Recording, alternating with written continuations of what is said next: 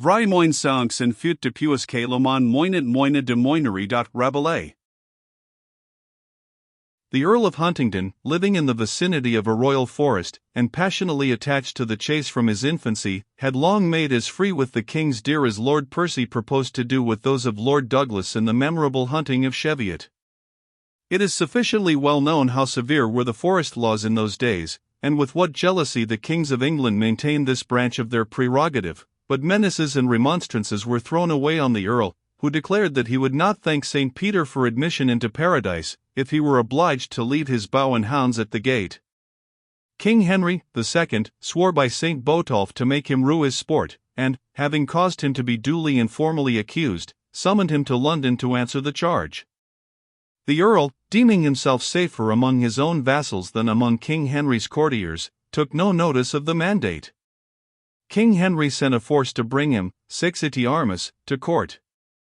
The Earl made a resolute resistance, and put the king's force to flight under a shower of arrows, an act which the courtiers declared to be treason. At the same time, the abbot of Doncaster sued up the payment of certain moneys, which the Earl, whose revenue ran a losing race with his hospitality, had borrowed at sundry times of the said abbot, for the abbots and the bishops were the chief usurers of those days, and, as the end sanctifies the means, were not in the least scrupulous of employing what would have been extortion in the profane, to accomplish the pious purpose of bringing a blessing on the land by rescuing it from the frail hold of carnal and temporal into the firmer grasp of ghostly and spiritual possessors. But the Earl, confident in the number and attachment of his retainers, stoutly refused either to repay the money, which he could not, or to yield the forfeiture, which he would not, a refusal which in those days was an act of outlawry in a gentleman, as it is now of bankruptcy in a base mechanic, the gentleman having in our wiser times a more liberal privilege of gentility, which enables him to keep his land and laugh at his creditor. Thus the mutual resentments and interests of the king and the abbot concurred to subject the Earl to the penalties of outlawry, by which the abbot would gain his due upon the lands of Locksley, and the rest would be confiscate to the king. Still the king did not think it advisable to assail the Earl in his own stronghold, but caused a diligent watch to be kept over his motions, till at length his rumoured marriage with the heiress of Arlingford seemed to point out an easy method of laying violent hands on the offender. Sir Ralph Montfaucon, a young man of good lineage and of an aspiring temper, who readily seized the first opportunity that offered of recommending himself to King Henry's favour by manifesting his zeal in his service, undertook the charge, and how he succeeded we have seen. Sir Ralph's curiosity was strongly excited by the friar's description of the young lady of Arlingford, and he prepared in the morning to visit the castle, under the very plausible pretext of giving the Baron an explanation of his intervention at the nuptials. Brother Michael and the little fat friar proposed to be his guides. The proposal was courteously accepted, and they set out together, leaving Sir Ralph's followers at the abbey. The knight was mounted on a spirited charger, Brother Michael on a large heavy trotting horse, and the little fat friar on a plump soft-paced galloway, so correspondent with himself in size, rotundity, and sleekness, that if they had been amalgamated into a centaur, there would have been nothing to alter in their proportions. "Do you know," said the little friar, as they wound along the banks of the stream, "the reason why lake trout is better than river trout, and shire withal?" "I was not aware of the fact," said Sir Ralph. "A most heterodox remark," said Brother Michael. "Know you not, that in all nice matters you should take the implication for absolute, and, without looking into the fact whether, seek only the reason why? But the fact is so, on the word of a friar, which what layman will venture to gainsay who prefers a down bed to a gridiron?" "The fact being so," said the knight, "I am still at a loss for the reason, nor would I undertake to opine in a matter of that magnitude, since, in all that appertains to the good things either of this world or the next, my reverend spiritual guides are kind enough to take the trouble of thinking off my hands." "Spoken," said Brother Michael, with a sound Catholic conscience. "My little brother here is most profound in the matter of trout. He has marked, learned, and inwardly digested the subject, twice a week at least for 35 years. I yield to him in this. My strong points are venison and canary." "The good qualities of a trout," said the little friar, are firmness and redness, the redness, indeed, being the visible sign of all other virtues. Whence, said Brother Michael, we choose our abbot by his nose. The rose on the nose doth all virtues disclose, for the outward grace shows that the inward overflows, when it glows in the rose of a red nose. Now, said the little friar, as is the firmness so is the redness, and as is the redness so is the shyness. Marry, why, said Brother Michael. The solution is not physical natural, but physical historical, or natural superinductive. And thereby hangs a tale, which may be either said or sung. The damsel stood to watch the fight by the banks of Kingsley Mere, and they brought to her feet her own true knight sore wounded on a bier. She knelt by him his wounds to bind, she washed them with many a tear, and shouts rose fast upon the wind, which told that the foe was near.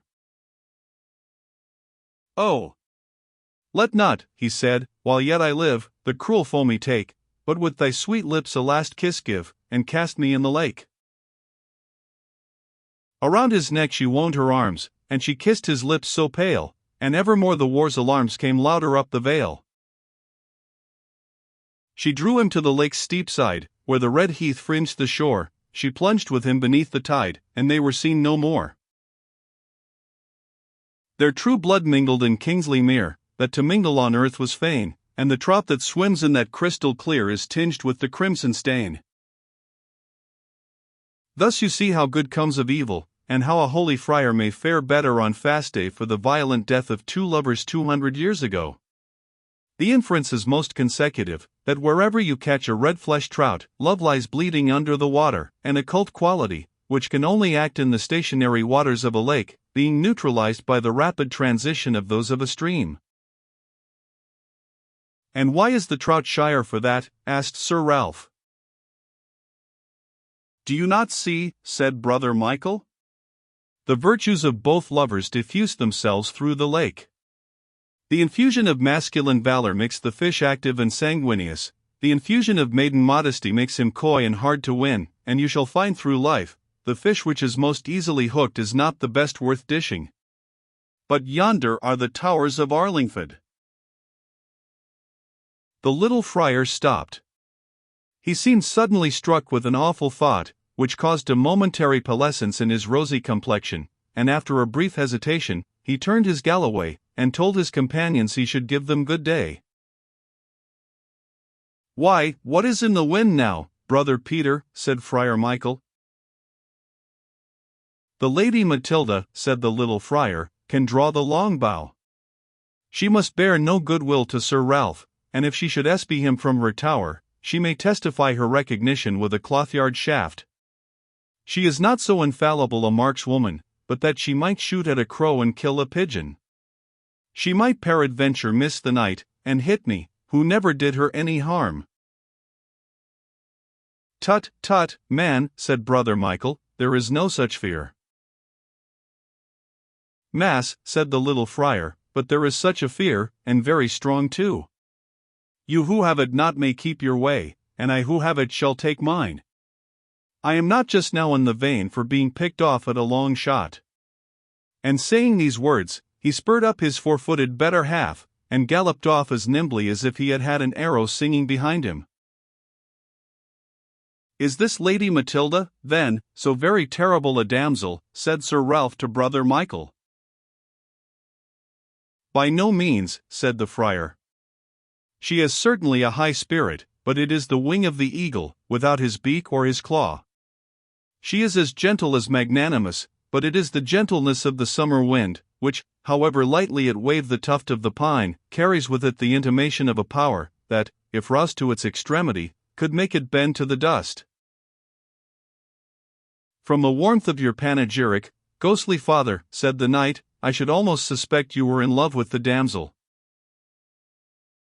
So I am, said the friar, and I care not who knows it, but all in the way of honesty, master soldier. I am, as it were, her spiritual lover, and were she a damsel errant, I would be her ghostly esquire, her friar militant. I would buckle me in armor of proof, and the devil might thresh me black with an iron flail, before I would knock under in her cause.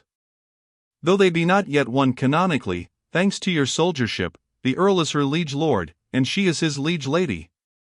I am her father confessor and ghostly director. I have taken on me to show her the way to the next world, and how can I do that if I lose sight of her in this? Seeing that this is but the road to the other, and has so many circumvolutions and ramifications of byways and beaten paths, all more thickly set than the true one with finger-posts and milestones, not one of which tells truth, that a traveler has need of someone who knows the way, or the odds go hard against him that he will ever see the face of St. Peter. But there must surely be some reason, said Sir Ralph, for Father Peter's apprehension. None, said Brother Michael, but the apprehension itself, fear being its own father, and most prolific in self-propagation. The lady did, it is true, once signalize her displeasure against our little brother, for reprimanding her in that she would go hunting mornings instead of attending matins. She cut short the thread of his eloquence by sportively drawing her bowstring and loosing an arrow over his head. He waddled off with singular speed, and was in much awe of her for many months. I thought he had forgotten it, but let that pass. In truth, she would have had little of her lover's company, if she had liked the chaunt of the choristers better than the cry of the hounds, yet I know not, for they were companions from the cradle, and reciprocally fashioned each other to the love of the fern and the foxglove. Had either been less sylvan, the other might have been more saintly, but they will now never hear matins but those of the lark, nor reverence vaulted aisle but that of the greenwood canopy. They are twin plants of the forest, and are identified with its growth. For the slender beech and the sapling oak, that grow by the shadowy rill, you may cut down both at a single stroke, you may cut down which you will. But this you must know, that as long as they grow whatever change may be, you never can teach either oak or beech to be aught but a greenwood tree.